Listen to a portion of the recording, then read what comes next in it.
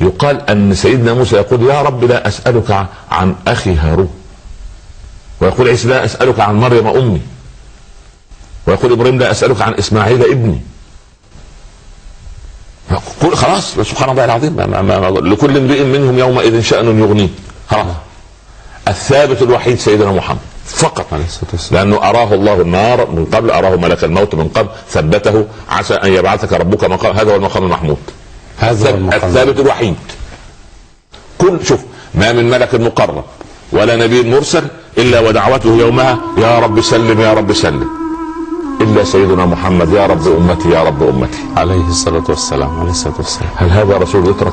لا والله. هل تترك سنته؟ لا والله. هل ننسى حقوقه علينا؟ لا والله. هل يعني ننسى ان نسير خلفه في صغير الامر وكبيره؟ لا يا اخي انا لو وصفت لك بيت روح يمين روح يسار تمشي على الهدي تصل للبيت اللي انا وصفت، فما بالنا وقد وصف لنا طريق السعاده، طريق السعاده. ولذلك يعني اعجبني من خير ما اعجبني ابن القيم لما سمى كتابه عن الجنه حاد الارواح الى بلاد الافراح. طب اسم جميل. فالرسول هو حاد الارواح الى بلاد الافراح عليه الصلاه. هو الذي اخذ بايدينا، فلماذا لا نتنكب طريقه؟ هذا هو السؤال. ما الذي يعطلنا؟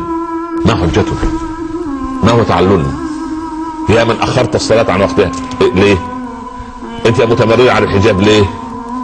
الفلسفه الكاذبه تضحك على الشيخ عمر، اضحك براحتك، تخدعه الشيخ فلان والشيخ اتخدع، انا اخذ في عرضك اخذ يا سيدي براحتي. ثم بعد فلا بد هذه الحلقات تكون منبهه للامه. انا اخاف ان ننتقل من هذه الدنيا وما خدمنا ديننا. لا اله الا الله.